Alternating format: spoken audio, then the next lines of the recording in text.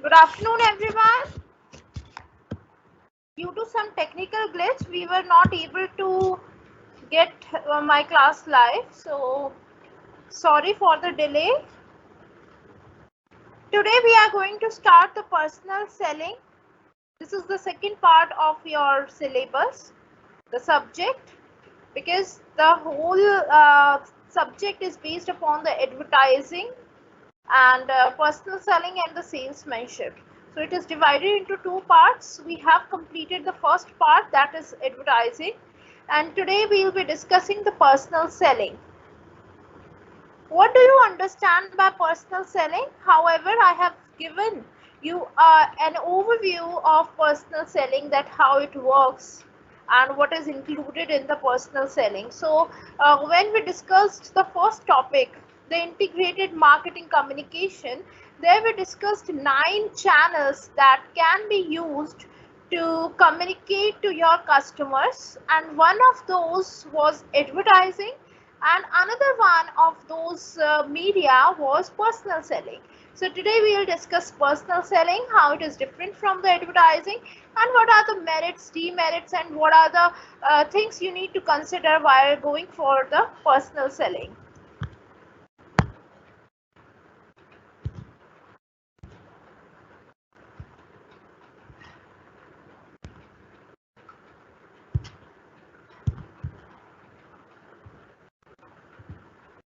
Okay, now let's go to our PPT without wasting further time. Personal selling.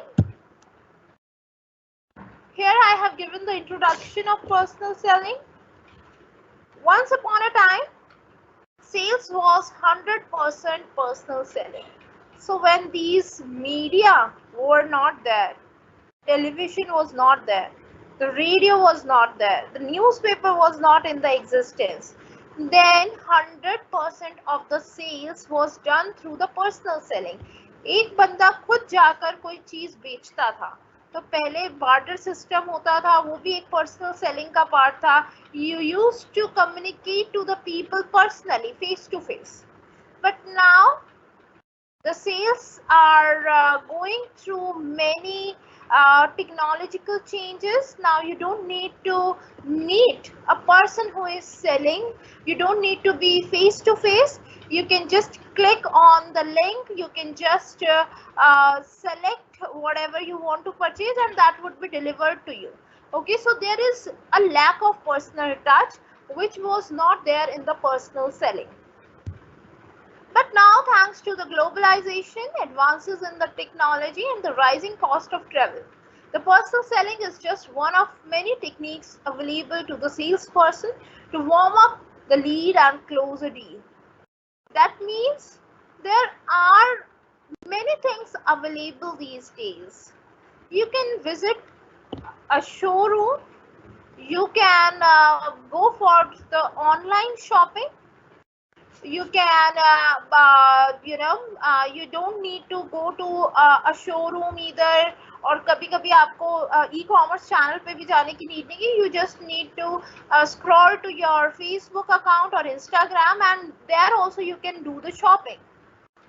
There also you have the shop now button. So there are numerous ways to sell your product and purchase a product, and that is why personal selling is just out of many techniques available to the sales people. Okay, so personal selling पहले 100% होती थी, लेकिन अब इतने तरीके आ गए हैं selling करने के कि ये सिर्फ एक माध्यम बचा है बहुत सारे माध्यम से. ठीक है, personal selling should be a part of wider sales mix alongside telesales, email marketing, sales promotion, advertising, public relations, etc. We discussed the sales mix. Okay, sales mix or the promotion mix, it talks about the way to communicate to the people. Okay, so personal selling is just out of them, and along with that we have the telesales where people talk over the phone and sell a particular thing, like we receive so many calls for the credit cards, etc. So they could have come to my doorstep and convince me, but now they are convincing me over the telephone. We have email marketing. We receive numerous emails where we have numerous discounts.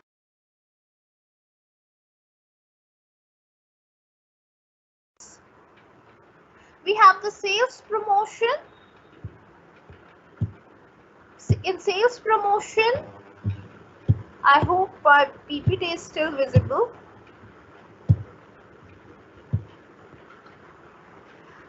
In the sales promotion, you offer discounts, you give coupons, you give vouchers to your customers so that they can be attracted towards you. Then we have advertising, where you advertise your product over the internet, over television, over radio, and on other media as well. Then we have the public relation, where you meet people. You're not going to their homes, but when they are coming to your showroom, you meet people and you try to build a relation that would last longer. Okay, so these are some of the ways to communicate to your people, your customers. But personal selling must not be overlooked.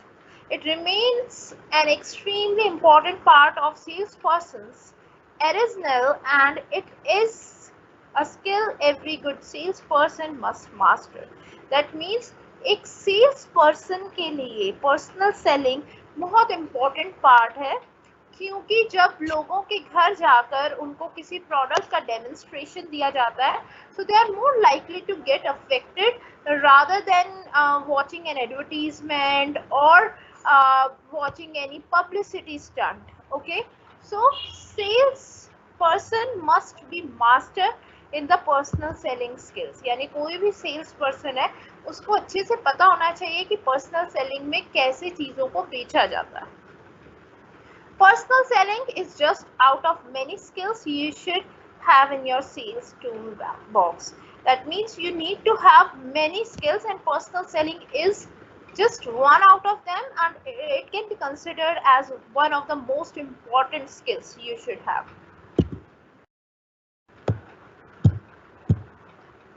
What is personal selling? Personal selling is when a salesperson meets a potential buyer or buyers face to face with the aim of selling a product or service. That means when you personally communicate to a person by meeting that person physically, phone पर नहीं, आप मिलकर face to face होकर जब किसी product के बारे में बताते हैं, तो that is called as personal selling. Personal selling is an ancient art. Effective salespersons have more than instinct. They are trained in a method of analysis and the customer management. That means personal selling, जैसे मैंने आपको बताया, बहुत सालों से personal selling चलती आई है. जब ये लैपटॉप्स नहीं होते थे, फोन नहीं होते थे, टेलीविजन नहीं होते थे, तो पर्सनल सेलिंग ही की जाती थी. People used to go to the door steps of customers and used to sell their products. So it is one of the ancient art that has been there in the area of marketing.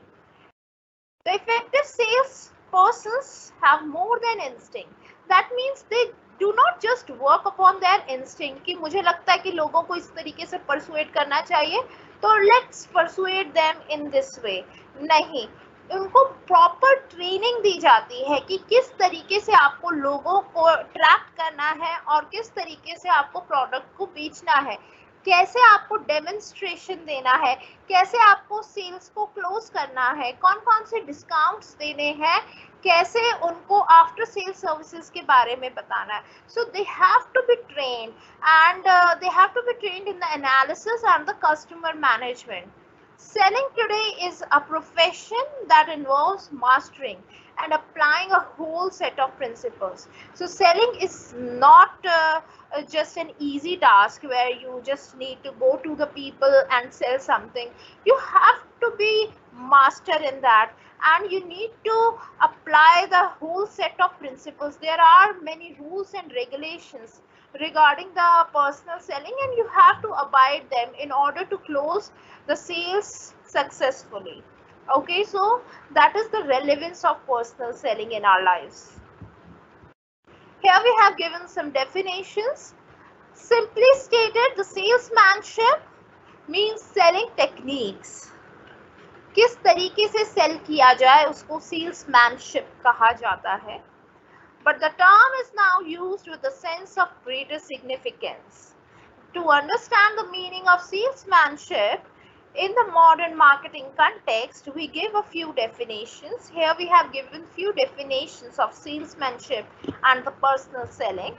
The salesmanship is not an attempt to induce people to buy goods, but it is the art of presenting and offering the prospect appreciates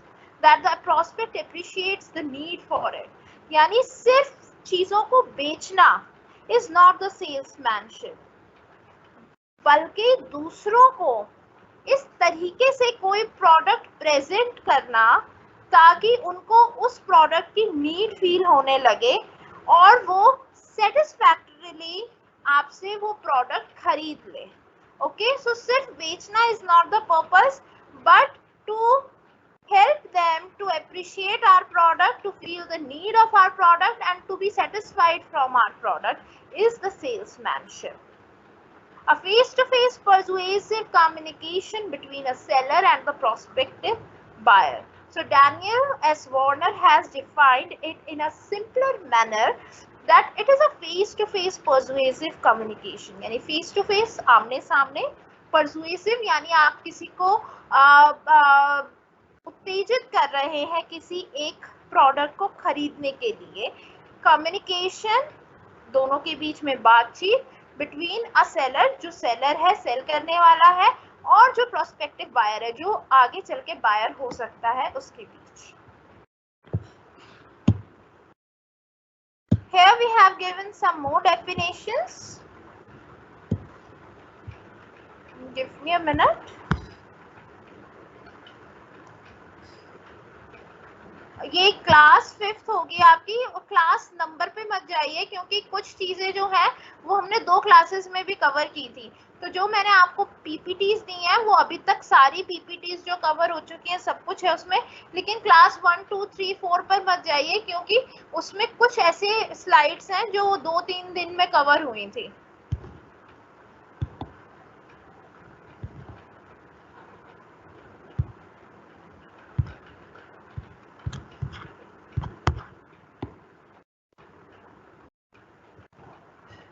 चलो दोबारा PPT पर चलते हैं.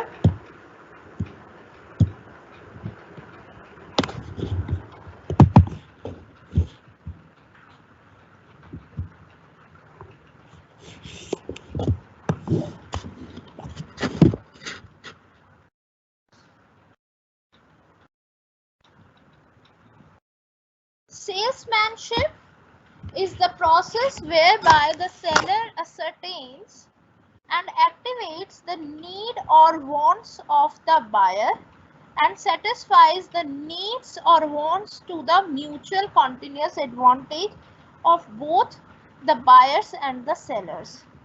यानी ये एक ऐसा process है जहाँ पे सेलर डिसाइड करता है और एक्टिवेट करता है नीड्स और वांट्स को बायर की. यानी अभी तक आपको सपोज किसी प्रोडक्ट की नीड महसूस नहीं हो रही थी, कोई सेल्स पर्सन आया, सपोज आपके घर क्रेडिट कार्ड को बेचने वाले आए किसी बैंक से, तो वो आपको बताएंगे उसके फायदे, आपको अलग अलग स्कीम्स बताएंगे जिससे आपके अंदर उसके लिए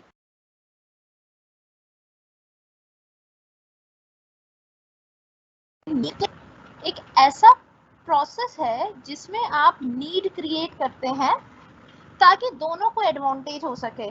बायर को क्या फायदा है कि उसको कुछ सर्विसेज मिलेंगी और सेलर को क्या फायदा है कि उनका प्रोडक्ट बिकेगा. तो दिस इज सेल्समैनशिप.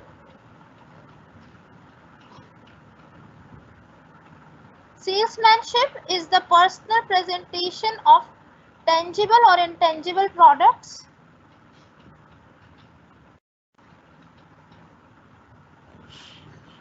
including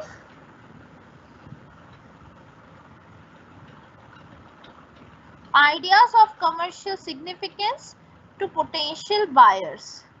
यानी सेल्समैनशिप जो है वो एक पर्सनल प्रेजेंटेशन है टेंजिबल और इंटेंजिबल प्रोडक्ट्स की। यानी कुछ तो टेंजिबल प्रोडक्ट्स हैं, अगर सर्फ बेचने आए हैं, मोबाइल बेचने आए हैं तो वो टेंजिबल प्रोडक्ट हो गए। कुछ इंटेंजिबल प्रोडक्ट हो सकते हैं जैसे क्रेडिट कार्ड, वो देखने में क्रेडिट कार्ड होगा लेकिन जो उसकी सर्विसेज होंगी वो इंटेंजिबल होंगी।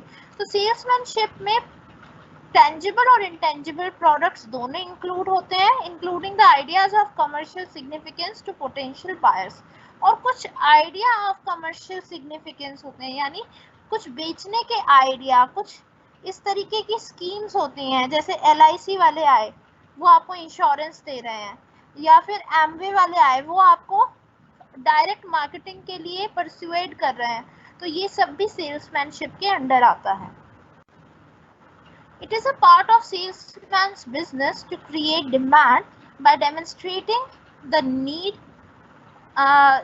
does exist, although before his visit there was no consciousness of that need.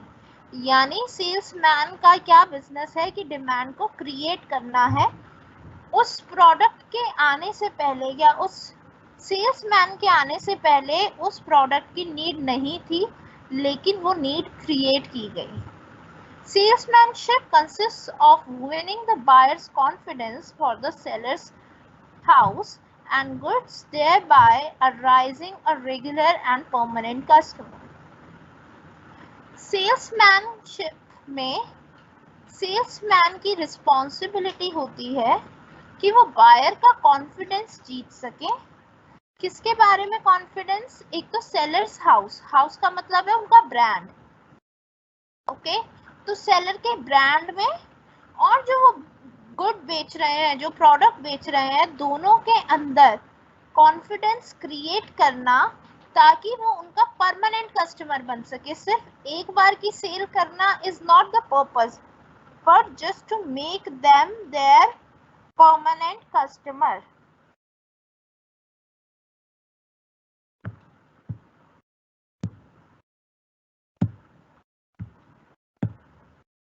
Now we'll discuss the objectives. The first objective is to enhance the sales volume of the different products of the company. सबसे पहला objective क्या है कि sales को बढ़ाना, किसी भी company की सेल्स को बढ़ाना is the first objective of personal selling. Second है to ensure that there is a proper mix of products in the total sales volume, यानी टोटल जितने प्रोडक्ट्स बिकते हैं उसके प्रोडक्ट मिक्स को प्रॉपर देखना कि हर प्रोडक्ट के कुछ कुछ आइटम्स बिकें। ऐसा तो नहीं है कि मैं 10 प्रोडक्ट बेचती हूँ, suppose Dove is my company और मैं डव का शैम्पू और कंडीशनर और सोप, सपोज ये मेरा प्रोडक्ट मिक्स है, मैं तीनों चीज बेचती हूँ, तो मुझे ये देखना है कि तीनों चीज बिके। ऐसा तो नहीं है कि सिर्फ सोप बिक रहा है या सिर्फ शैम्पू और कंडीशनर बिक ही नहीं रहा। तो I have to make it sure that proper mix of products in the total sales volume is being sold. The third objective is to ensure that the market share of the company is increased. यानी third objective है कि सिर्फ sales ही नहीं बढ़ानी, मुझे ये भी देखना है कि औरों के कंपैरिजन में और कंपेटिटर्स के कंपैरिजन में मेरी सेल्स कितनी ज्यादा बढ़ रही है। थर्ड है to ensure that the profits of the company have improved, यानी ये आपको देखना है कि मार्केट शेयर के साथ साथ आपके प्रॉफिट्स भी बढ़ रहे हैं या नहीं, आपको अपनी कंपनी के प्रॉफिट भी बढ़ाने हैं। फिफ्थ ऑब्जेक्टिव है टू ब्रिंग डाउन और reduce the overall selling expenses of the company, यानी सिर्फ प्रॉफिट मार्केट शेयर बढ़ाना ही काम नहीं है सेल्समैन का, उनको इस तरीके से भी सेल्स करनी है ताकि कंपनी के ओवरऑल सेल्स एक्सपेंसेस थोड़े कम हो सकें। सपोज आप एक टेरिटरी में जा रहे हैं, वहां जाने के आपको बहुत पैसा लग रहा है, बहुत पेट्रोल लग रहा है, तो आप कोशिश करो कि आज में वहां के सारे घर निपटा दो ताकि आपको दोबारा ना जाना पड़े और आपके सेल्स एक्सपेंसेस बचे। तो एक सेल्समैन का ये भी कर्तव्य है कि वो कंपनी के सेल्स एक्सपेंसेस को कम करे। The last objective is to gain new accounts and ensure that there is a growth of business। यानी सेल्स के साथ साथ उनको ये भी देखना है कि कुछ नए कस्टमर्स जो है वो भी हमारे एक्वायर हो ताकि कल को वो भी रेगुलर परचेजेस कर सकें आपसे। तो these are some of the objectives of personal selling। कुछ और ऑब्जेक्टिव्स भी हमने लिखे हैं यहाँ पर। The seventh objective is to it helps in the appointment of dealers and expansion of distribution channel। तो सेल्समैनशिप जो है वो नए नए डीलर्स को अपॉइंट करने में हेल्प करती है, क्योंकि आप जब बाहर जाते हैं कोई प्रोडक्ट खरीदने में तो आपकी नेटवर्किंग बढ़ती है, इससे आपका डिस्ट्रीब्यूशन चैनल जो है वो बड़ा होता है। नेक्स्ट है to secure channel members cooperation in stocking as well as selling the products of the company. यानी यहाँ पे वो एक हिसाब रखते हैं कि कितना स्टॉक रखा जाए और कितना बेचा जाए, साथ साथ कितना सामान निकल सकता है और कितना स्टॉक करने की ज़रूरत है। तो सेल्समैनशिप का एक ये भी ऑब्जेक्टिव है कि आपको ध्यान रखना है कि ज़्यादा स्टॉकिंग भी ना की जाए, ज़्यादा वेयर हाउसिंग भी ना की जाए और शॉर्टेज ऑफ सप्लाई भी ना हो। Next is to achieve the desired proportion of cash and credit sales. यानी आपको ये भी देखना है कि कितने कैश सेल हो रहे हैं, कितने क्रेडिट। ऐसा तो नहीं सारे ही क्रेडिट सेल हो रहे हैं, बाद में पैसा लेने में प्रॉब्लम होगी, या ऐसा तो नहीं सारे कैश सेल हो रहे हैं जिसका मतलब है कि जो लोग अफोर्ड नहीं कर पा रहे वो खरीद ही नहीं रहे हैं। तो there should be a proper mix of cash and credit sales. Next, to provide pre sale and after sale services. जब कोई सेल्स पर्सन आता है तो आप उसको प्री सेल सर्विसेज के लिए भी एक्सपेक्ट करते हैं कि वो आपको डेमोन्स्ट्रेशन देगा, बताएगा कि कैसे इसको खरीदना बेटर है और कैसे ये प्रोडक्ट आपके लिए फायदेमंद हो सकता है। नेक्स्ट है आफ्टर सेल सर्विसेज, यानी वो आपको ये भी एश्योरेंस देता है कि बाद में कोई प्रोडक्ट में प्रॉब्लम आ जाती है तो he would be there to assist you. Next, to train the dealers and customers. Personal selling में जैसे कुछ तो सेलर्स होते हैं जो घर घर जाकर प्रोडक्ट बेचते हैं और कुछ होते हैं जो शॉप्स पे जाकर बेचते हैं। जैसे सेल्स पर्सन आया, शॉप पर गया, शॉप पर इतना सामान बेचा और फिर वो शॉपकीपर आगे कस्टमर्स को देगा। तो सेल्समैनशिप का ये भी एक मोटिव है कि डीलर्स और कस्टमर्स को अच्छे से ट्रेनिंग मिले कि कैसे वो प्रोडक्ट यूज करना है। और लास्ट है to assist and support other promotional measures. यानी जब सेल्समैनशिप होती है तो वो बाकी के प्रमोशनल यानी एडवर्टाइजिंग को भी सपोर्ट करता है और पब्लिसिटी को भी सपोर्ट करता है, सेल्स प्रमोशन को भी असिस्ट करता है। तो जो बाकी के प्रमोशन मिक्स में एलिमेंट्स हैं, आईएमसी में जो और मिक्स में जो भी एलिमेंट्स थे उन सब में भी सेल्समैनशिप या पर्सनल सेलिंग आपको हेल्प करती है। तो ये कुछ ऑब्जेक्टिव्स हैं सेल्समैनशिप के या पर्सनल सेलिंग के। If you have any question, you can raise in the question and answer box.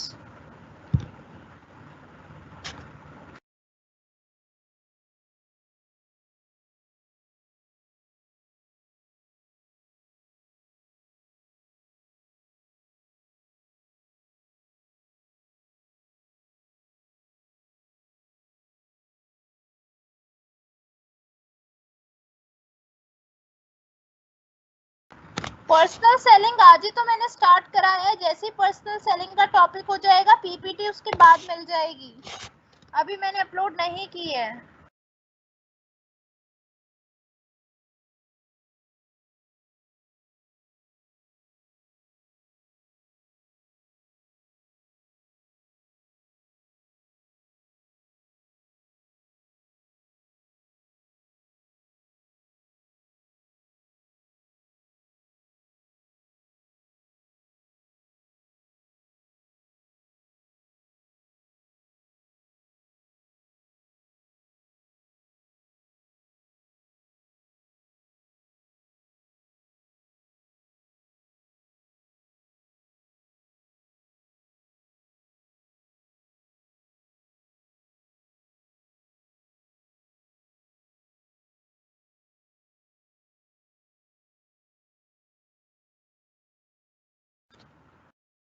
Pre sale services and after sale services का मतलब है सेल होने से पहले की सर्विसेज।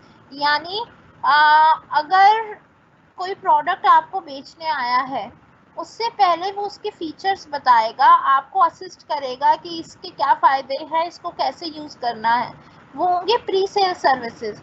और आफ्टर सेल सर्विसेज जब आप एक बार खरीद चुके हैं, सपोज आपने आज कोई प्रोडक्ट खरीद लिया है, कल उसमें कोई प्रॉब्लम आ जाती है, आपको यूज़ करना नहीं आता है, तो आफ्टर सेल भी वो आपको सर्विसेज देते हैं जिसमें वो खुद आकर आपको बताएंगे कि इसमें क्या प्रॉब्लम है या कैसे यूज़ करना है। वो है प्री सेल और आफ्टर सेल सर्विसेज।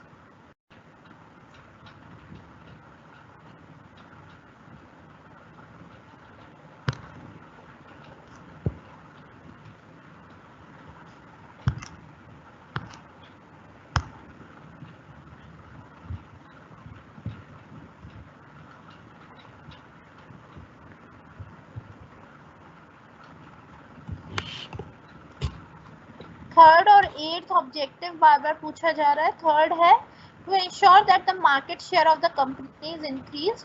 यानी मार्केट शेयर क्या होता है कि सपोज दो कंपेटिटर है मार्केट में, एक सनसिल्क है शैम्पू और एक डव है। सपोज दो ही शैम्पू है पूरे मार्केट में, तो डव के पास अगर 50% शेयर है और सनसिल्क के पास भी 50% शेयर है, तो सेल्समैनशिप का ये ऑब्जेक्टिव होना चाहिए कि ये 50 से 60, 70 या 80 किया जाए, यानी अपने मार्केट शेयर को बढ़ाया जाए ताकि लोग डव का ज़्यादा प्रोडक्ट ले सके और सनसिल्क का मार्केट शेयर कम हो जाए। ये तो थर्ड ऑब्जेक्टिव है। और एट्थ ऑब्जेक्टिव है to secure channel members cooperation in stocking as well as selling the products of the company. यानी जितने भी आपके चैनल मेंबर्स होते हैं जैसे रिटेलर, होलसेलर, तो उन सबको कॉपरेट करना होता है। सेल्समैन का काम होता है कि उन सब से कॉपरेट करके चले कि आपके पास कितना स्टॉक है, आपको नेक्स्ट वीक कितना चाहिए, इतने में काम चल जाएगा या नहीं, अगर कोई एक्सपायर डेट प्रोडक्ट हो गया तो उसको वापस ले जाना। तो ये सारा काम भी सेल्समैनशिप का होता है या सेल्समैन का होता है।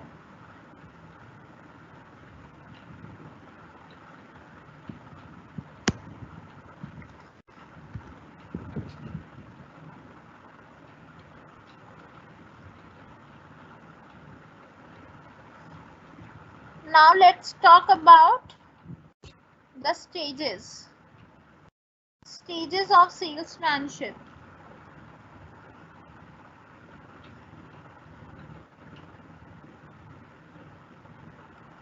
The first stage is provider stage. In this stage, the available offerings of the supplier are placed before the buyer for the purpose of selling. यानी पहले तो जो भी आपके पास प्रोडक्ट है, एक सेल्समैन है, उसको किसी के घर जाके कुछ प्रोडक्ट बेचना है, तो सबसे पहले तो वो प्रोडक्ट दिखाएगा कि वो क्या बेचने आया है। First stage. Then second stage persuader stage. Persuader stage मतलब अब वहां पे थोड़ा थोड़ा वो परस्यू करने लगेगा कि आपको ये प्रोडक्ट खरीदना चाहिए। So it is the process to pursue the selling process to the prospective market members. यानी जो भी बंदा खरीदने वाला है, चाहे वो कोई रिटेलर है या होलसेलर है या फिर कस्टमर है, उसको आप सेलिंग प्रोसेस के बारे में बताएंगे, यानी शुरू हो जाएंगे कि ये क्यों खरीदना चाहिए, इसके क्या फायदे हैं। फिर है प्रोस्पेक्टर स्टेज।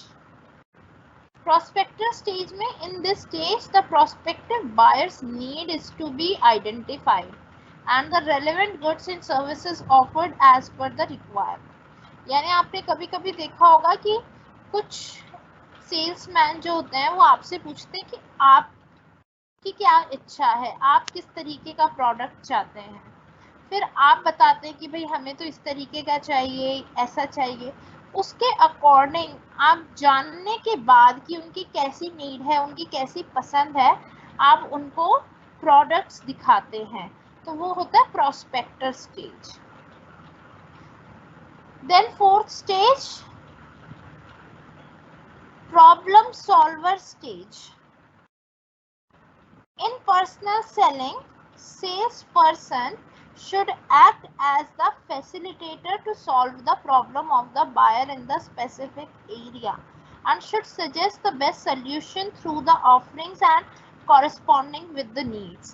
यानी कभी कभी कस्टमर को कोई प्रॉब्लम होती है कि ये प्रोडक्ट मैं इसीलिए नहीं खरीद सकती क्योंकि ये प्रॉब्लम है, हमें तो ये करना है, ऐसे नहीं चलता, ये है ये है ये है। तो आप इस स्टेज में उसकी प्रॉब्लम को सॉल्व करने की कोशिश करते हैं। जैसे कि अगर आप वॉशिंग मशीन बेचने गए हैं और सामने से वो कहते हैं कि भाई हम वॉशिंग मशीन नहीं लेना चाहते क्योंकि उसमें वाइट कपड़े जो है वो अच्छे से नहीं धुल पाते या उसके दाग नहीं जा पाते, तो आप यहाँ पे अब सल्यूशन दोगे। आप ये बताओगे कि ठीक है, अगर आपको वॉशिंग मशीन के बारे में ये मिथ है तो आप इसमें गर्म पानी डालिए, या आप ये वाला सर्फ यूज कीजिए, या फिर आप इस मोड पे यूज कीजिए ताकि आपके कपड़े ज्यादा अच्छे से धुलें। तो वो प्रॉब्लम सॉल्वर स्टेज है, जब आपके कस्टमर को कोई प्रॉब्लम है और उसका सल्यूशन आप दे रहे हैं। फिर नेक्स्ट स्टेज है pro-creator stage. Buyer-seller interaction should generate an understanding and offering may be regenerated in tailor-made fashion to match the specific need. यानी यहाँ पर जो कस्टमर है वो भी क्रिएटर बन जाता है। क्रिएटर का क्या मतलब है कि वो भी आपको बताता है कि इस तरीके का प्रोडक्ट उनको चाहिए। तो हो सकता है कि आपके पास रेडिली अवेलेबल ना हो वो प्रोडक्ट, लेकिन आप उनको कहें कि हम 3-4 दिन में आपकी नीड के अकॉर्डिंग ये प्रोडक्ट आपको बनाकर दे सकते हैं। सपोज कोई लैपटॉप बेचने आया है मेरे घर और मैं उनको बताती हूँ कि मुझे ये स्पेसिफिकेशन चाहिए कि इतना SSD होना चाहिए, इतना हार्ड डिस्क होना चाहिए, इतना रैम होना चाहिए। सपोज वैसा लैपटॉप उनके पास अवेलेबल नहीं है, तो वो मुझे कहते हैं कि आप हमें 1 महीने का टाइम दीजिए और हम आपकी नीड के अकॉर्डिंग आपको लैपटॉप टेलर करके देंगे, यानी बना कर देंगे। तो वो होता है प्रो क्रिएटर स्टेज। तो वो लास्ट स्टेज आती है। Is there any question from any of the stages?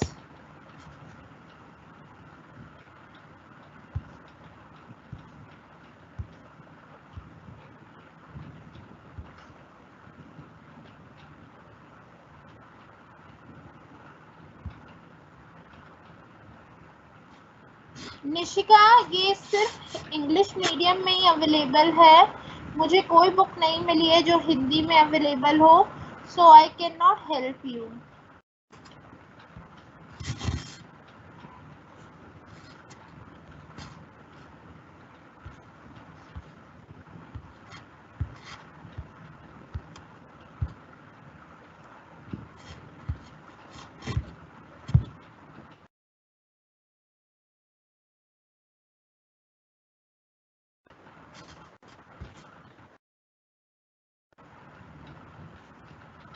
First एक बार सारी स्टेज के बारे में बता दो। First stage is provider stage. In this stage the available offerings of the supplier are placed before. यानी यहाँ पे सिर्फ आप प्रोडक्ट दिखाते हैं कि ये वाला प्रोडक्ट हम बेचने आए। अगर लोग वहीं पे कह देते हैं कि हाँ भाई हमें खरीदना है,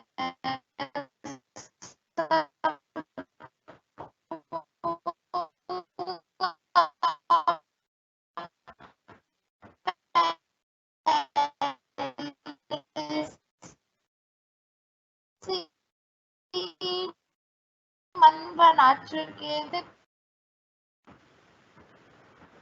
कि ये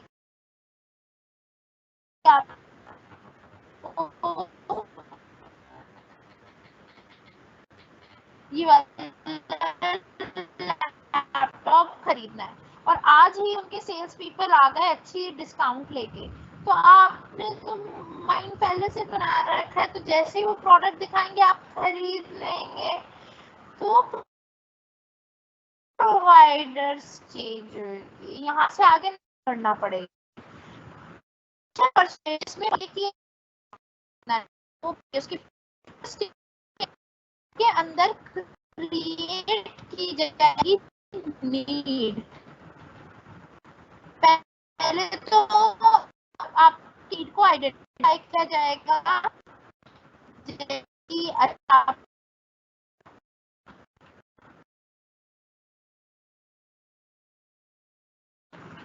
या थर्ड स्टेज है जिसमें आप नीड को पहचान नीड या मेरा माइक म्यूट था। थर्ड स्टेज में आप नीड को जानने की कोशिश करते हैं कि what they actually want from you. किसी को किसी पर्पस के लिए लैपटॉप लेना है, किसी को सिर्फ क्लासेस के लिए लेना है, किसी को हैवी सॉफ्टवेयर्स डालने हैं तो उनको गेमिंग लैपटॉप की नीड है। तो इस तरीके से आप उनकी नीड को जानने की कोशिश करते हैं, प्रोस्पेक्टर स्टेज। फोर्थ स्टेज में आप उनकी जो प्रॉब्लम है उसको सॉल्व करने की कोशिश करते हैं। सपोज मैं कहती हूँ कि मुझे हैवी सॉफ्टवेयर्स चाहिए, सॉफ्टवेयर इंस्टॉल करने हैं तो मुझे रैम ज़्यादा चाहिए अपने लैपटॉप की, तो आप उसके सॉल्यूशन देते हैं मुझे कि मैम आप ये वाला लैपटॉप देख लीजिए, इसमें ज़्यादा रैम है, आप ये भी कर सकते हैं, ये भी। यानी ये है प्रॉब्लम सॉल्वर स्टेज। और फिर लास्ट में आती है प्रो क्रिएटर स्टेज, जिसमें अगर आपके पास वो प्रोडक्ट अवेलेबल नहीं है तो आप उस तरीके का प्रोडक्ट जैसा मैं चाहती हूँ वैसा मुझे बनाकर देते हैं। तो ये पांचों स्टेज मैंने रिपीट की है। स्टिल अगर कोई डाउट है तो यू कैन टाइप देयर।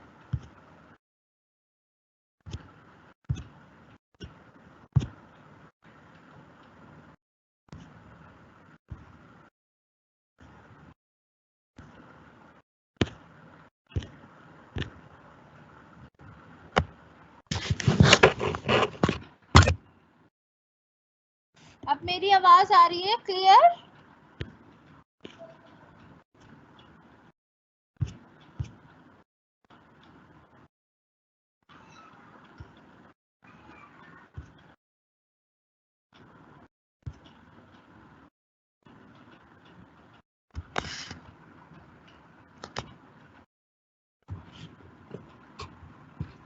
अब हम नेक्स्ट टॉपिक करेंगे responsibilities.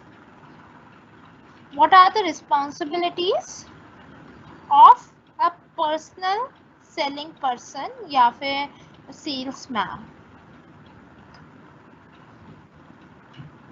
The first responsibility is to locate prospective customers.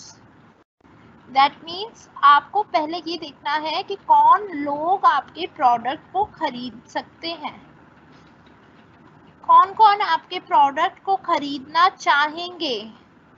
Locate prospective customers, कौन कौन आपके कस्टमर बन सकते हैं, उनको लोकेट किया जाए। सेकेंड है identifying customers needs and wants. फिर ये जानो कि वो आपसे क्या चाहते हैं, किस तरीके का प्रोडक्ट एक्सपेक्ट करते हैं, क्या उनकी नीड्स एंड वांट्स हैं। ये भी एक रिस्पॉन्सिबिलिटी सेल्समैन की है। Third, counseling the prospects and suggesting the possible solution of the problems. यानी कभी कभी हमें लोगों को कन्विंस करना पड़ता है, उनकी नीड्स एक्सपेक्टेशंस बहुत हाई होती हैं तो हमें उनकी काउंसलिंग करनी पड़ती है और उनकी प्रॉब्लम के सल्यूशंस देने होते हैं जो पॉसिबल सल्यूशन है। सपोज मैं कहती हूँ कि मुझे 15 या 16 GB की रैम चाहिए अपने कंप्यूटर में, तो वो मुझे कहेंगे कि इतनी पॉसिबल नहीं है इतनी रेंज में। फिर वो थोड़े सल्यूशन बताएंगे कि आप इस रेंज में ये वाला ले सकते हैं, इसमें भी आपको ऐसे ही फीचर मिलेंगे। तो जब वो काउंसलिंग करते हैं, सजेस्ट करते हैं मेरी प्रॉब्लम के सल्यूशन के लिए, वो भी एक रिस्पॉन्सिबिलिटी है सेल्समैन की। Next is securing and maintaining the customer's cooperation in promoting the product line. यानी आपको कस्टमर का कॉपरेशन चाहिए। जब आप उनको लैपटॉप के बारे में बता रहे हैं तो कस्टमर भी आपके साथ कोऑपरेट करना चाहिए, यानी वो आपकी सारी बातें समझना चाहिए। वो बाद में प्रोडक्ट को खरीदता है या नहीं वो अलग बात है, लेकिन he should be satisfied from your performance कि आपने उनको सब कुछ सही सही बताया है, और आगे वो भी इस चीज़ को प्रमोट करेंगे। अगर वो पसंद करेंगे तो वो किसी और को भी जाकर कहेंगे कि आप उस शॉप से लाइए, वो अच्छे से समझाते हैं। या अगर आप उनकी कोई आपके घर पर आया है तो आप किसी और के घर पे भी भेजेंगे कि ये प्रोडक्ट आप उधर भी भेजिए। Next, informing customers regarding the changes in the product line and other strategies. आपको कस्टमर्स को प्रोडक्ट में कोई भी चेंज आ रहा है या आप कोई नई तरीके के प्रोडक्ट को लाने जा रहे हैं तो आपको वो सारी चीज़ों के बारे में भी अपने कस्टमर को बताना है। जैसे कि अगर आपको पता है कि उसका वेट कम हो गया है प्रोडक्ट का, या उसके प्राइसेस में चेंज आ गया है, तो आप पहले ही अपने कस्टमर को बताकर चलेंगे। और नेक्स्ट रिस्पॉन्सिबिलिटी है assisting customers by giving advice regarding the technical aspect. यानी कुछ चीज़ें टेक्निकल होती हैं जो नॉर्मल लोगों को समझ नहीं आती, जैसे कि कितना SSD होना चाहिए, उसका क्या फ़ायदा होता है, और ग्राफिक कार्ड है या नहीं है आपके लैपटॉप में। तो ये सारी चीज़ें कुछ टेक्निकल होती हैं कि भाई जनरेशन 5 में क्या फ़ायदे हैं और i5 के क्या क्या फ़ायदे हैं। तो ये सारी चीज़ें अगर आपके कस्टमर को नहीं पता है, कुछ टेक्निकल टर्म्स हैं, तो वो भी आपको बताना होता है कि उसके ये फ़ायदे हैं और ये टेक्निकल टर्म इस चीज़ को रेफ़र करती है। तो ये कुछ रिस्पॉन्सिबिलिटीज़ है आपके सेल्समैन की। और कुछ और रिस्पॉन्सिबिलिटीज़ भी हमने लिस्ट डाउन की हैं।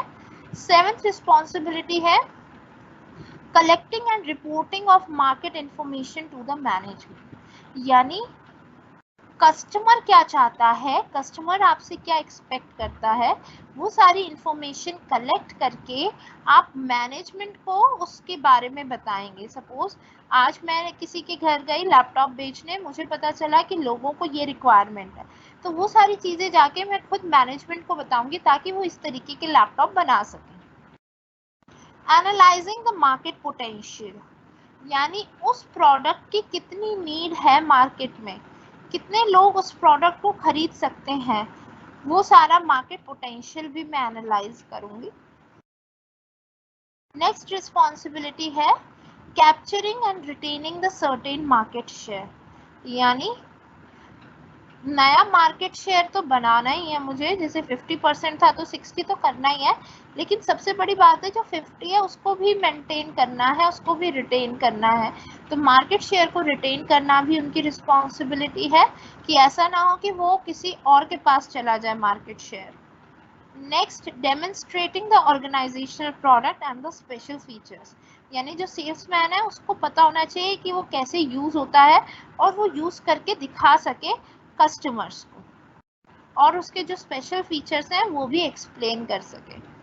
नेक्स्ट रिस्पॉन्सिबिलिटी है acquiring the prospects commitment and closing the sales. यानी जब आप किसी को बेच रहे हैं कोई प्रोडक्ट तो उसका कमिटमेंट लेना ज़रूरी है। जैसे आपने देखा होगा ना कि वो कहते हैं कि आपका ये पैक कर दें ना, ये जल्दी से पैक कर दें, कितने कितने में डील से करेंगे, आप कब खरीदेंगे, आप कैश ऑन डिलीवरी देंगे या फिर आप अभी क्रेडिट कार्ड से सेल करेंगे, क्रेडिट कार्ड से पेमेंट करेंगे या कैश पेमेंट करेंगे। उसका मतलब होता है वो कमिटमेंट ले रहे हैं कि आप वो खरीदना चाहते हैं और फाइनली क्लोज करना चाहते हैं सेल को।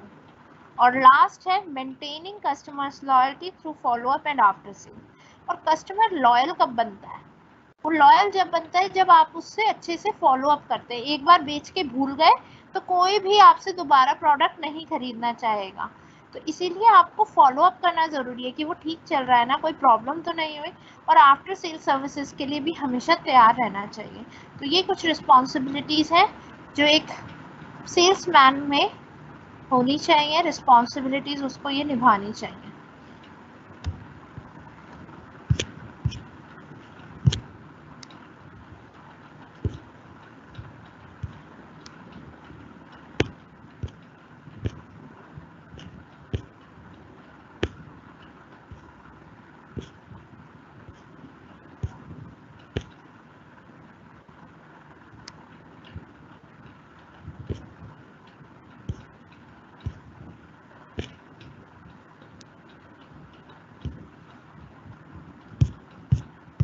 एंड रिस्पॉन्सिबिलिटीज में से कोई ऐसा पॉइंट है जो आपको समझ नहीं आया?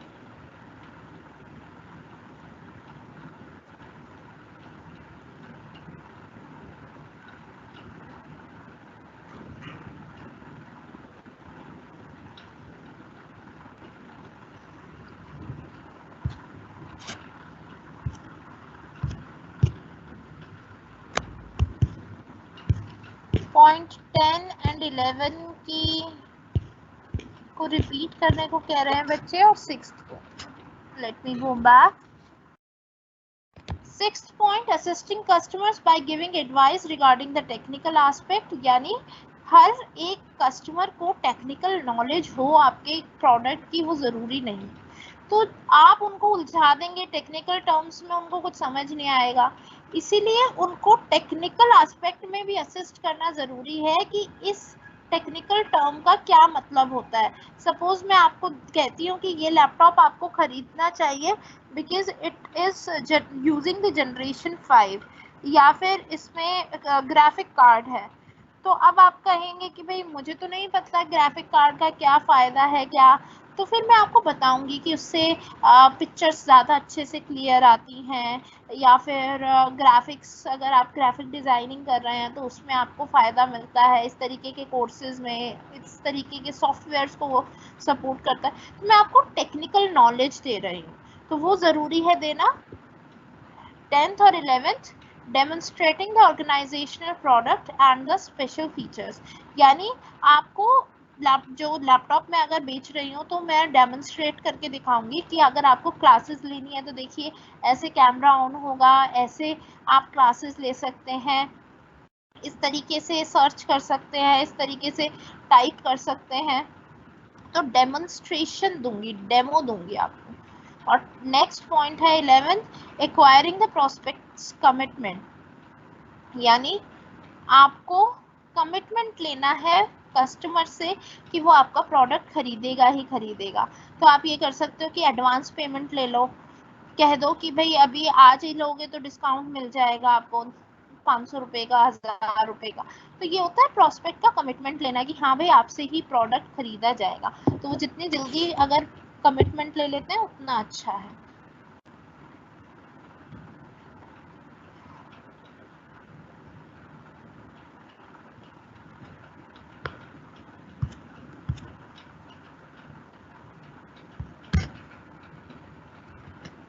Eighth point, analysing the market potential, market में आपके प्रोडक्ट की कितनी नीड हो सकती है उसको एनालाइज करना कहलाता है एनालाइजिंग द मार्केट पोटेंशियल, कि लोग कितना आपके प्रोडक्ट को सराहेंगे, कितना पसंद करेंगे, कितना खरीदेंगे। Now let's talk about the importance.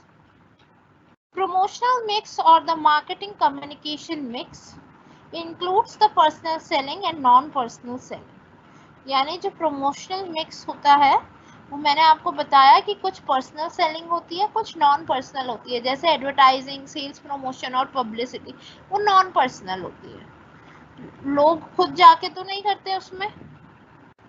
Personal selling uses salesmanship techniques, which is the ability to influence the prospective buyers to buy a good or the service which otherwise they would not bring or postpone, यानी personal selling में usually ऐसे products को बेचा जाता है या इस तरीके से लोगों को परस्यू किया जाता है कि वो अगर खुद उनको लेना होगा जाके मार्केट में तो वो शायद ना लें या फिर बाद में लें, और उनमें नीड क्रिएट करने के लिए, अभी के अभी बेचने के लिए उनको उनके घर पर जाकर उनके दरवाजे पे ये बेचा जाता है। तो पर्सनल सेलिंग में क्या है कि आप लोगों को इन्फ्लुएंस करते हैं कोई भी प्रोडक्ट या सर्विस लेने के लिए अभी के अभी।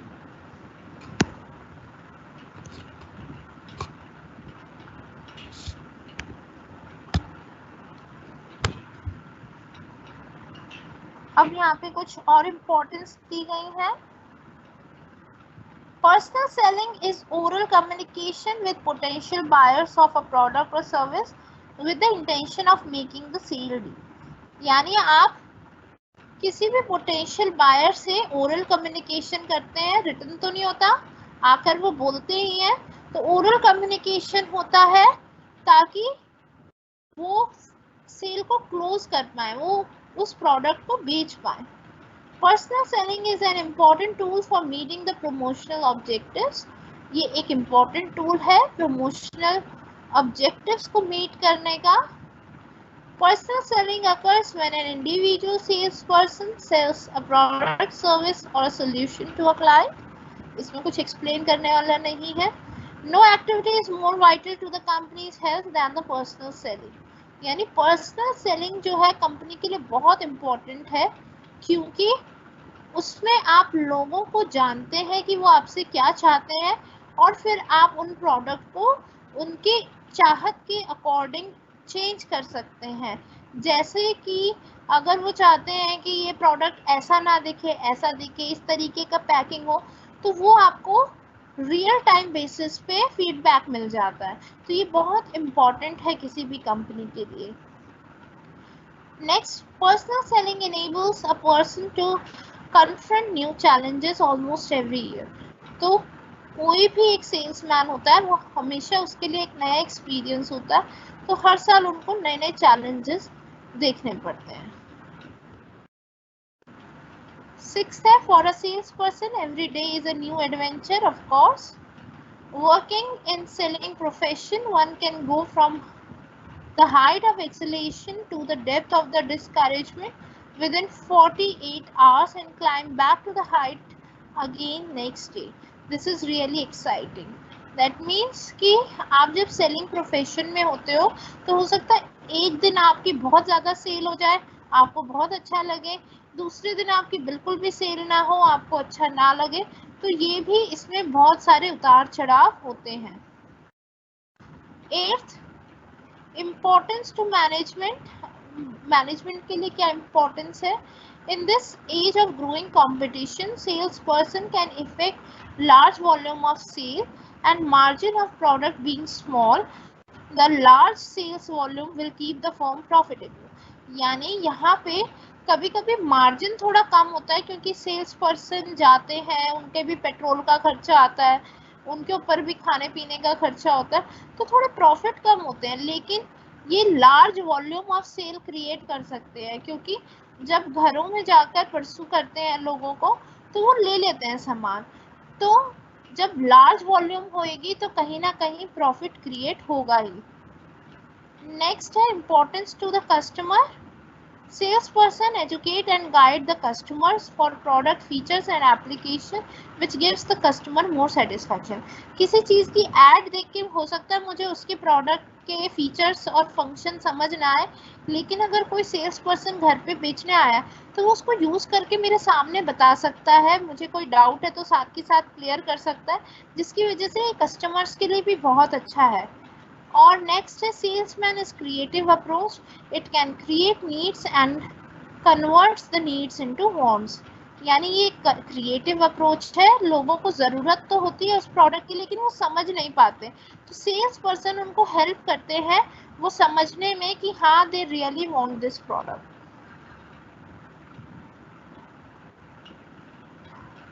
So these are the importance of salesmanship.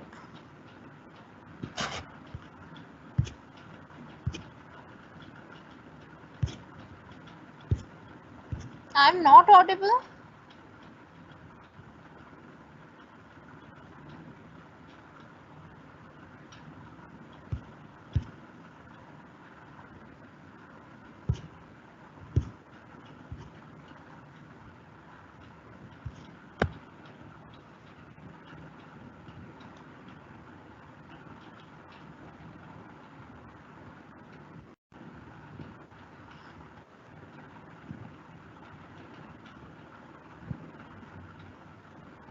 Am I audible now?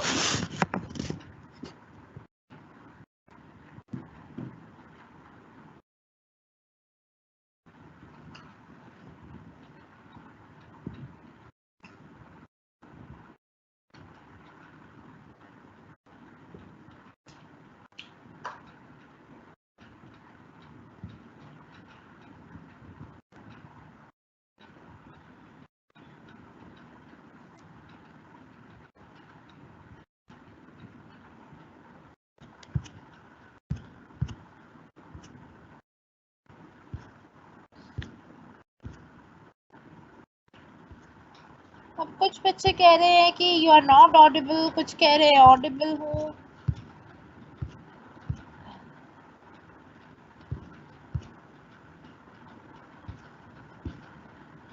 Fifth and fourth importance मैं दोबारा बता देती हूँ।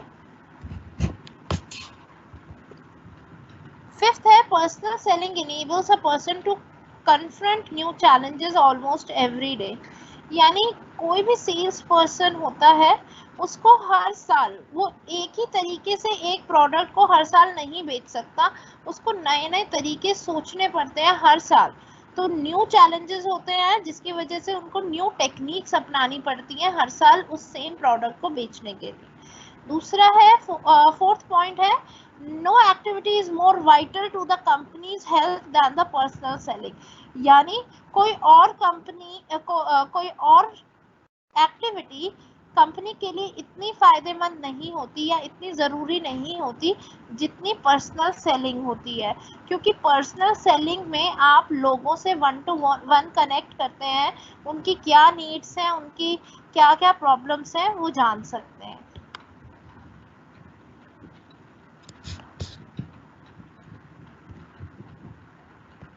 हालांकि सारी ही एक्टिविटी इंपॉर्टेंट होती है, यहाँ पे थोड़ा सा एग्जैजरेट करके लिखा हुआ है कि इसके अलावा कोई और इम्पोर्टेंट नहीं होती, लेकिन सारी ही एक्टिविटीज इंपॉर्टेंट होती हैं, you can not compare them.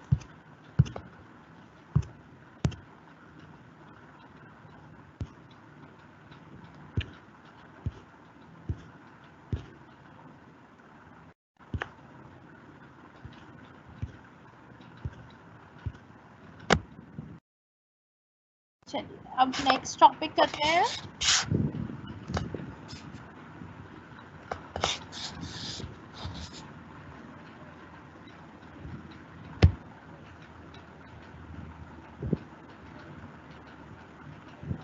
What is the role of salesmanship? Personal selling program should concentrate on the following issues. First is specific information to be exchanged between the organization and the prospects. यानी सबसे पहले तो उन्हें ये देखना है कि कुछ ऐसी इंफॉर्मेशन है प्रोडक्ट के बारे में जो हर कस्टमर तक पहुंचनी चाहिए। ये उस रिगार्डिंग उसके फंक्शंस हो सकती है, उसके फीचर्स के रिगार्डिंग हो सकती है, उसके अपीयरेंस के रिगार्डिंग हो सकती है, लेकिन वो एक आउटलाइन बनाई जाती है, वो बताया जाता है कि हर सेल्समैन को ये फीचर्स के बारे में अपने कस्टमर को बताना है, ये फंक्शंस के बारे में बताना है, इस तरीके से डेमोन्स्ट्रेट करके बताना है। तो ये स्पेसिफिक इंफॉर्मेशन जो होती है वो ऑर्गेनाइजेशन और प्रॉस्पेक्ट्स हैं जो लोग खरीदना चाहते हैं या खरीदने में इंटरेस्टेड हैं, उनके बीच में ये एक्सचेंज होना चाहिए इंफॉर्मेशन का। एक तो ये रोल है। सेकंड है determination of different alternative means of communication for the purpose of fulfilling the objectives। यानी सेल्समैनशिप के अलावा और कौन कौन से ऐसे कम्युनिकेशन के माध्यम हो सकते हैं जिससे लोगों तक पहुंचा जा सके। जैसे अगर सेल्समैन आया है आपके घर पे और अगर आप एडवर्टीजमेंट भी देख चुके हैं उस प्रोडक्ट की, तो शायद आप ज़्यादा अच्छे से इन्फ्लुएंस होंगे। तो इसीलिए बाकी के ऑल्टरनेटिव मीन्स पे ध्यान देना भी ज़रूरी है, सिर्फ एक ही के भरोसे रहकर आप कुछ नहीं कर सकते। नेक्स्ट है estimation of effectiveness of each alternative and it's cost implication. यानी तीसरा रोल है कि सेल्समैन को हर एक एक्टिविटी की इफेक्टिवनेस का अंदाजा लगाना जरूरी है कि अगर आप इस एरिया में जाएंगे तो सपोज 100 घरों में जाएंगे, उसमें से 10 लोग ही खरीद पाएंगे, तो यानी आपकी कॉस्ट ज्यादा आएगी। अगर आप दूसरे एरिया में जाएंगे, वहां 50 घरों में से 40 घर खरीद पाएंगे, तो वहां पे आपकी कॉस्ट कम आएगी। तो इस तरीके का एस्टिमेशन लगाना भी सेल्समैन के लिए जरूरी है, या पर्सनल सेलिंग प्रोग्राम में ये एस्टिमेशन लगाना जरूरी है। और नेक्स्ट है, it is the role of personal selling to fulfill the communication objectives for the purpose of conveying various messages designed by the organization।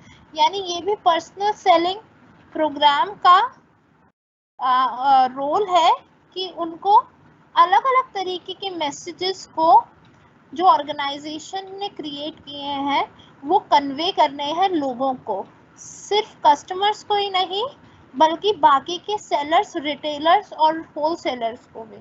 तो ये कुछ रोल है जो एक पर्सनल सेलिंग प्रोग्राम के अंडर आते हैं।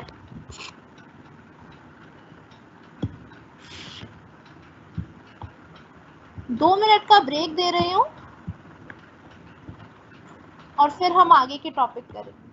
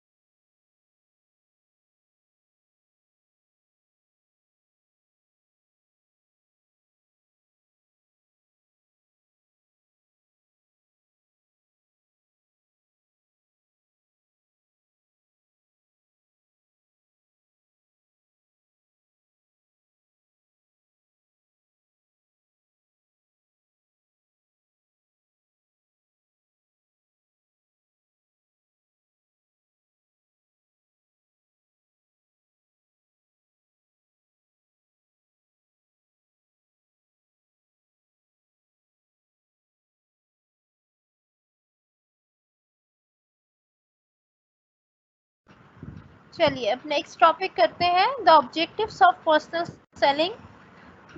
यहाँ पे हमने कुछ और ऑब्जेक्टिव्स लिखे हैं पर्सनल सेलिंग के। First is to create awareness, उस प्रोडक्ट के बारे में अवेयरनेस फैलाना। Next, demonstrating the product benefits, उस प्रोडक्ट को डेमोन्स्ट्रेट करना यानी उसका डेमो देना। नेक्स्ट है आंसरिंग द क्वेरीज, सामने वाला पर्सन कस्टमर अगर आपसे कुछ क्वेश्चन पूछता है तो उसका आंसर देना। नेक्स्ट, काउंटरिंग द मिसकंसेप्शंस, यानी कभी कभी कस्टमर्स के माइंड में कुछ अवधारणाएं होती हैं, मिसकंसेप्शंस होते हैं रिगार्डिंग द प्रोडक्ट। जैसे मैंने आपको वॉशिंग मशीन का बताया था कि कुछ कस्टमर्स को लगता है कि इसमें कपड़े ज़्यादा अच्छे से नहीं धुल पाते, तो उनके मिसकंसेप्शंस को काउंटर करना यानी उसको करेक्ट करना कि ऐसा नहीं है, ये पहले लोगों की सोच थी कि उसमें अच्छे से नहीं धुलते हैं, लेकिन अब नई टेक्नोलॉजी आ गई है और बहुत अच्छे से कपड़े धुलते हैं। तो वो है काउंटरिंग मिसकंसेप्शंस। नेक्स्ट है अनअर्थिंग द पोटेंशियल इनर नीड्स, यानी कभी कभी कस्टमर को खुद नहीं पता होता कि उनको इस प्रोडक्ट की नीड है, तो घर पर आकर उनको समझाकर और फिर बताया जाए कि आपको इस चीज़ की क्यों नीड है। जैसे कि इंश्योरेंस पॉलिसी, लोगों को लगता है क्यों इंश्योरेंस लेना, पर उन्हें समझाया जाए कि ये फ़ायदे हैं, ज़रूरी नहीं है कि कल को कोई भी ऐसे मिस हैपनिंग हो सकती है। तो जब आप लोगों को समझाकर उनके अंदर इनर नीड क्रिएट करते हैं, वो भी एक ऑब्जेक्टिव है। नेक्स्ट है pushing the product through the channels, यानी सिर्फ कस्टमर को नहीं, आप रिटेलर्स को और उसको भी जाकर डेमोन्स्ट्रेशन देते हैं अपने प्रोडक्ट के बारे में कि ये प्रोडक्ट आप खरीदिए, फिर उनको सप्लाई दी जाती है काफ़ी सारे प्रोडक्ट की। तो आप चैनल्स के थ्रू पुश कर रहे हैं ताकि वो फाइनल कस्टमर तक पहुंच पाए। और नेक्स्ट है price negotiation between the buyer and seller, यानी कहीं ना कहीं आपको प्राइस नेगोशिएशन करना पड़ता है कि ठीक है, सामने वाला थोड़ा बार्गेन करता है तो कितना बार्गेन आपको अलाउड है, उसके हिसाब से आप बार्गेनिंग कर सकते हैं। तो these are some of the objectives. पहले भी हमने कुछ ऑब्जेक्टिव किए थे, यहाँ पे थोड़े और ऑब्जेक्टिव्स कंसाइज वे में दिए हैं, है तो सारे वही पॉइंट, लेकिन यहाँ पे थोड़े से पॉइंटर फॉर्म्स में दिए हैं।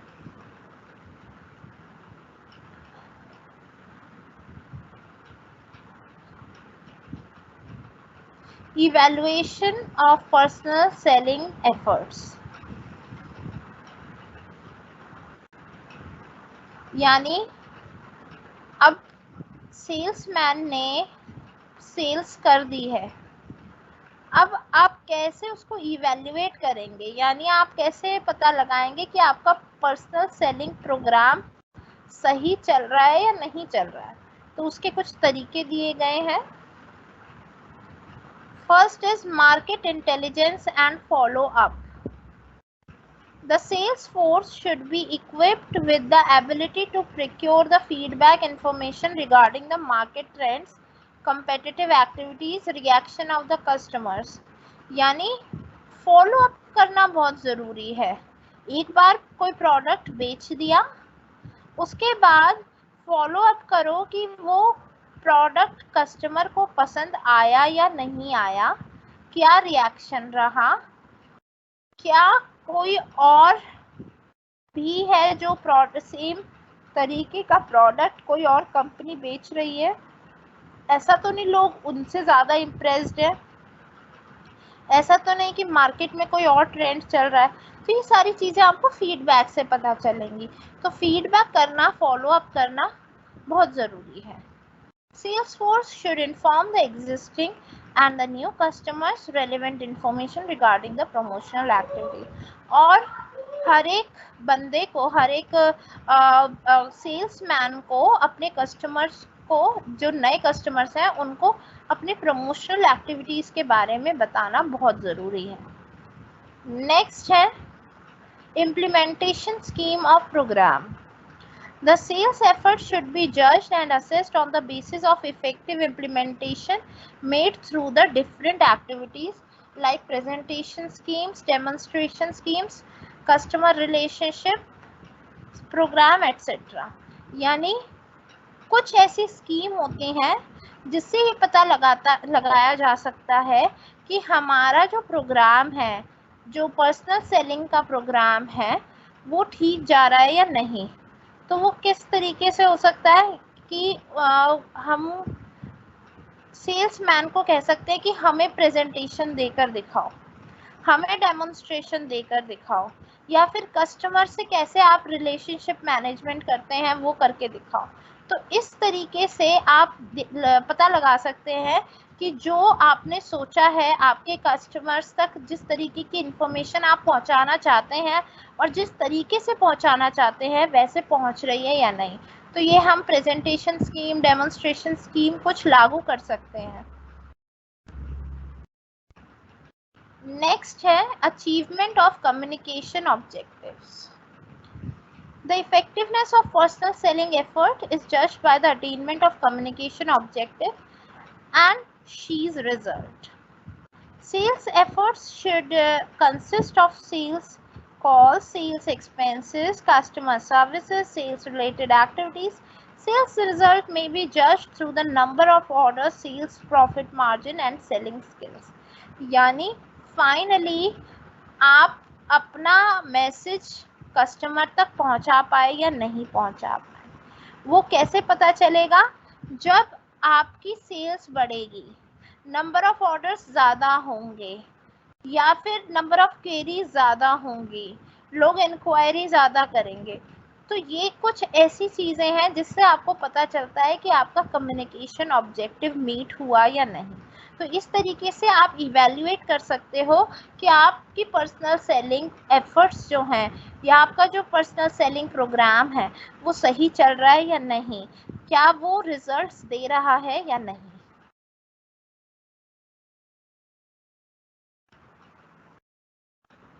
अब नेक्स्ट टॉपिक है difference between the advertising and personal selling.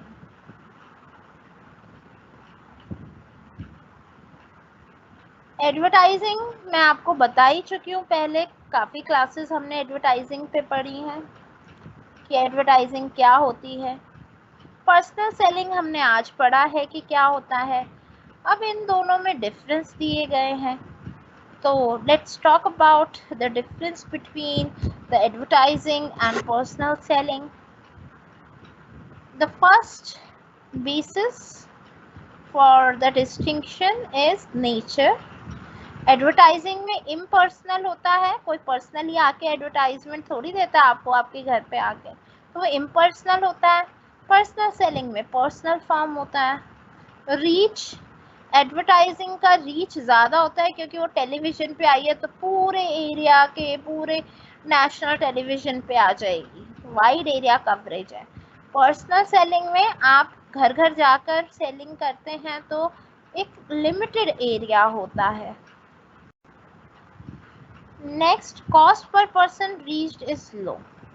अब एक टेलीविज़न बनाए और वो इतने सारे लोगों तक एक एडवर्टीजमेंट टेलीविज़न पे बनाई और वो इतने सारे लोगों तक एक बार में पहुंच गई, तो उसकी जो कॉस्ट पर पर्सन है, वैसे तो महंगा होता है वो, लेकिन पर पर्सन निकालते हैं जब डिवाइड कर देते हैं पर्सन नंबर ऑफ पर्सन से तो वो लो आ जाता है। लेकिन पर्सनल सेलिंग में आप बहुत एफर्ट्स करते हैं, एक एक बंदा जाके एक एक बंदे को परस्यू करता है, तो उसकी वजह से इसकी कॉस्ट जो होती है पर पर्सन वो हाई होती है। नेक्स्ट है मीडिया यूज्ड। एडवर्टाइजिंग में कौन सा मीडिया यूज होता है? टीवी, रेडियो, न्यूज़पेपर, मैगजीन और बहुत सारे जो हमने कल सारे पढ़े थे। पर्सनल सेलिंग में sales person to contact prospective buyers personally, यानी यहाँ पे सेल्स पर्सन को कस्टमर के पास पर्सनली जाना पड़ता है।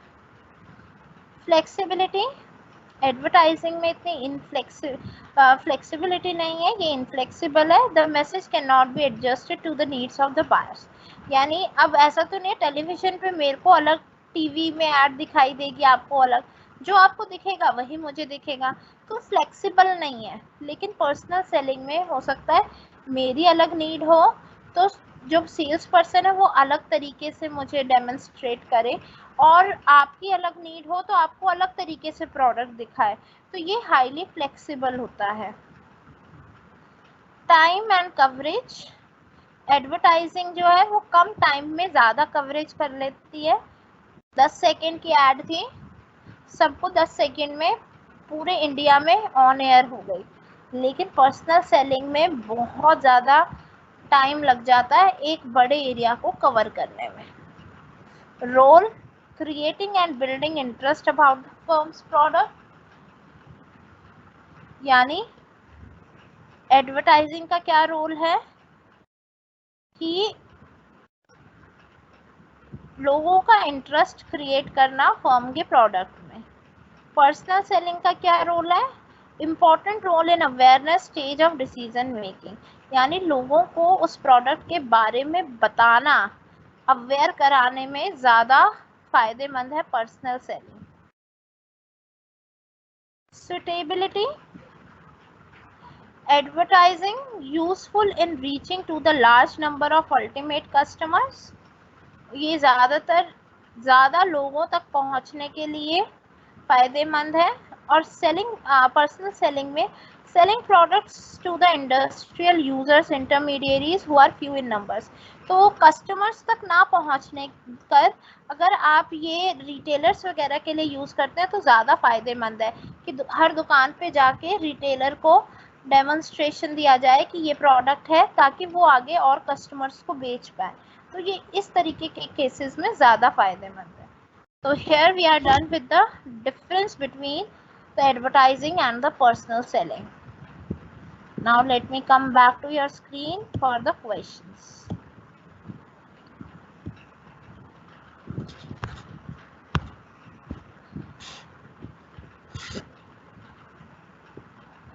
कॉस्ट में क्या डिफरेंस है? जब एक ही ऐड बनी हुई है, सपोज महंगी बनी है लेकिन वो 1000 लोगों को केटर कर रही है, तो कॉस्ट पर पर्सन बहुत कम हो जाएगा.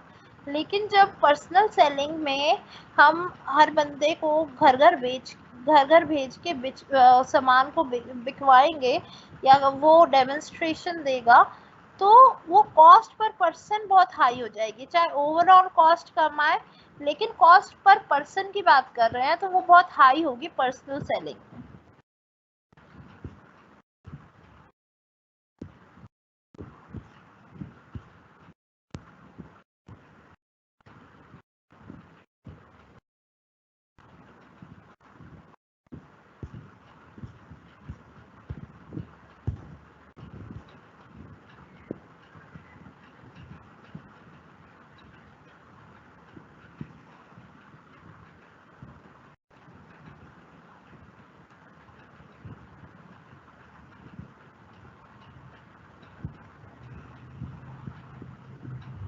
Because of some technical reasons I cannot switch on the camera, otherwise audio में कभी कभी प्रॉब्लम आती है बीच में, तो इस वजह से मैं कैमरा ऑन नहीं कर पाती हूँ. स्टार्टिंग में ऑन करके इसीलिए बाद में ऑफ कर देती हूँ ताकि आपको सारी चीज़ें अच्छे से सुनाई दे और पीपीटी भी अच्छे से दिखाई दे.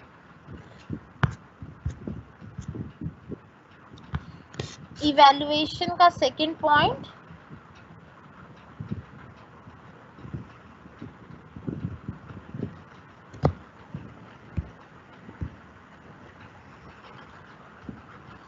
कुछ स्कीम्स इम्प्लीमेंट की जाती हैं जिससे आप ये पता लगा सकें कि आपके जो सेल्स पीपल हैं, जो सेल्स मैन हैं, वो अच्छे से लोगों तक डेमोन्स्ट्रेशन पहुंचा रहे हैं या नहीं, अच्छे से कम्युनिकेट कर पा रहे हैं या नहीं.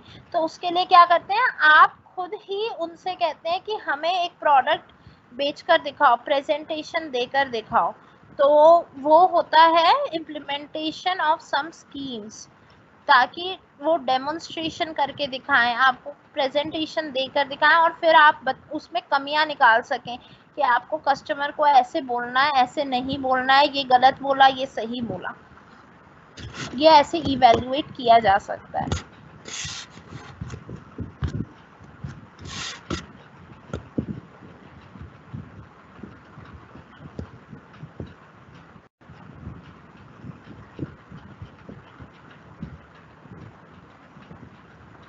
टाइप्स ऑफ एडवर्टाइजिंग एजेंसीज की कोई एड्स नहीं हो सकती क्योंकि वो तो एजेंसीज है, वो अपना काम करती हैं. आपको जो टेलीविजन पे दिखाई देती है वो तो एडवर्टीजमेंट दिखाई देती है जो एजेंसीज बना कर देती हैं, तो कुछ एड्स में नहीं पता चलेगा. शुभम, रोल मैं आपको दोबारा बता देती हूँ.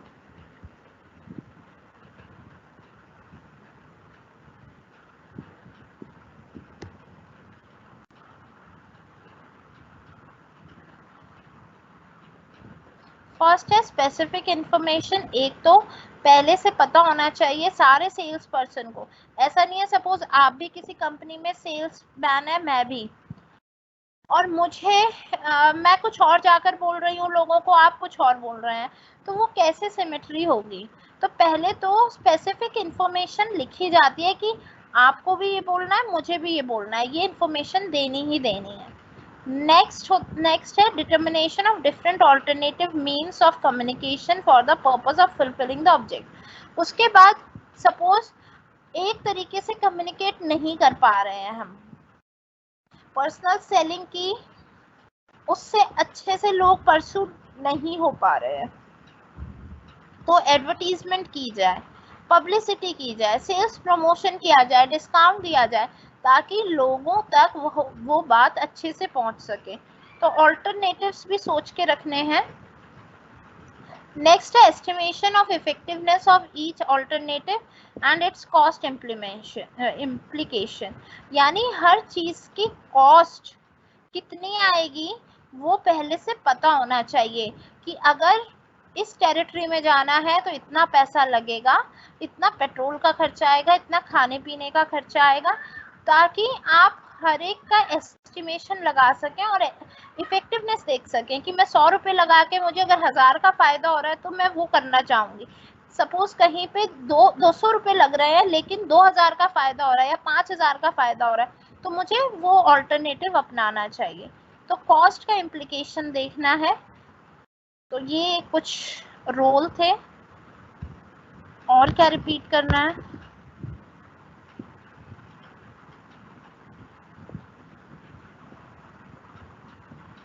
काउंटरिंग मिसकंसेप्शन का मतलब है, सपोज आपको मेरे प्रोडक्ट के बारे में कोई गलत फहमी है, उसको खत्म करना काउंटरिंग मिसकंसेप्शन कहलाता है। किसी भी तरीके की गलत फहमी को हटाना।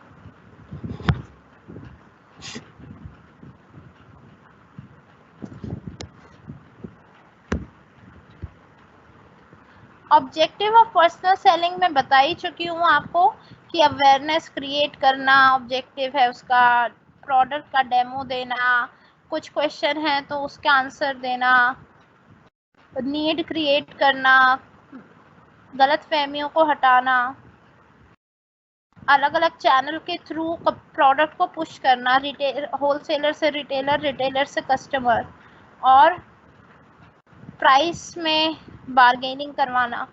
ये कुछ ऑब्जेक्टिव्स हैं।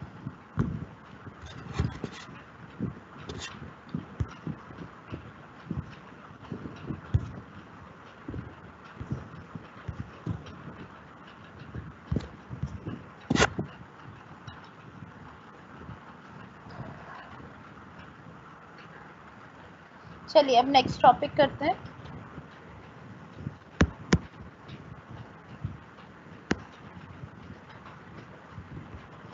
चलिए ये क्वालिटीज हम आज नहीं करेंगे क्योंकि काफी सारी क्वालिटीज हैं, आज पूरा हो नहीं पाएगा, तो ये नेक्स्ट क्लास में करेंगे। एक सेकेंड।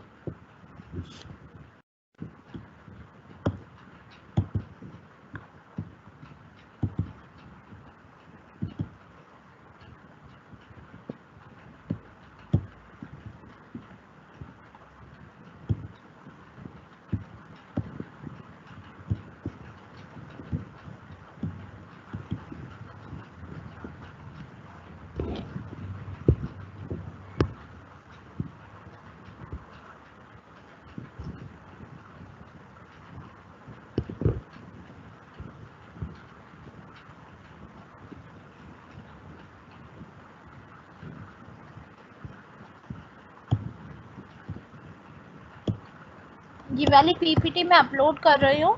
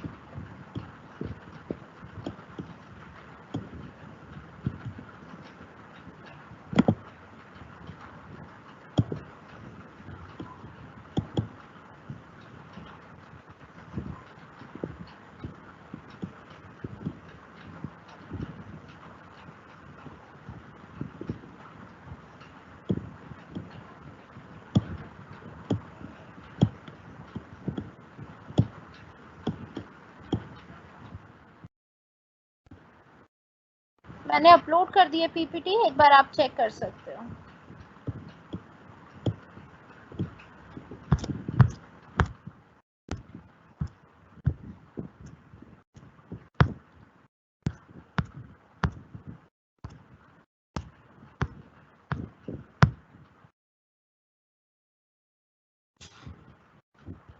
जो मैंने आपको लिंक भेजा है, सारी पीपीटीज अभी तक जितनी भी क्लास में हुई हैं सारी अपलोड कर दी गई हैं।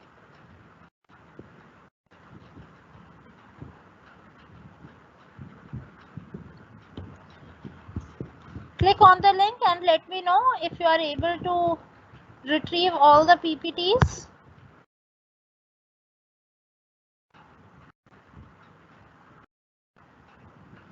Difference between advertisement and personal selling under flexibility.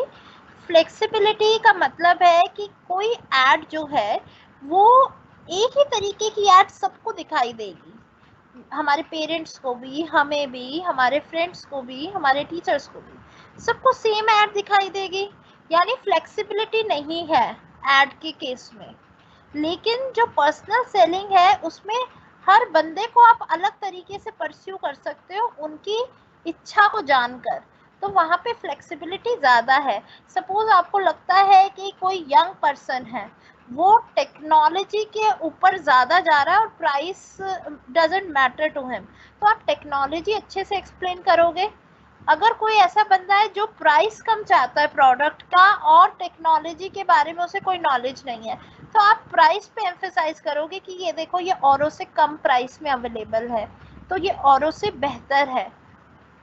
तो जैसे जैसे आपको लगता है कि किसी कस्टमर की पर्टिकुलर नीड है या एक्सपेक्टेशन है, आप पर्सनल सेल्स में उस तरीके से डेमोन्स्ट्रेशन दे सकते हो।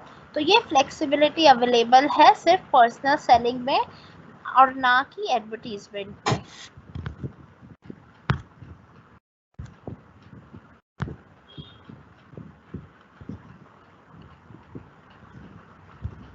निशिका, यस, तुम्हें ये थोड़ा इंग्लिश मीडियम में पढ़ना पड़ेगा। मैं पूरी कोशिश करती हूँ कि आप सबको हिंदी में भी बता पाऊँ और मैं हिंदी में भी एक्सप्लेन करती हूँ हर पॉइंट को।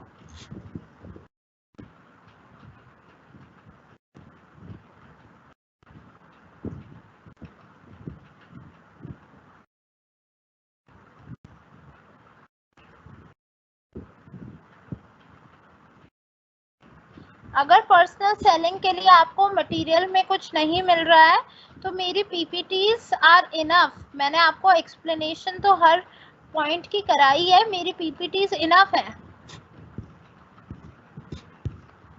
आप उन्हीं को थोड़ा इलैबोरेट कर सकते हैं।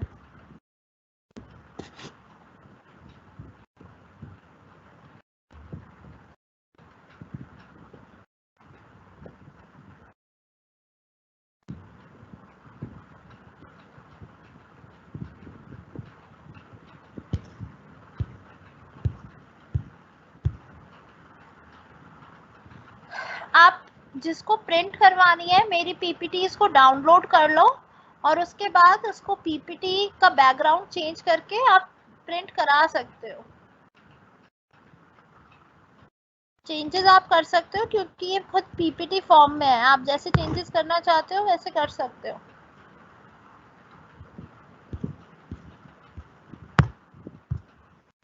चलिए, दैट्स ऑल फॉर टुडे।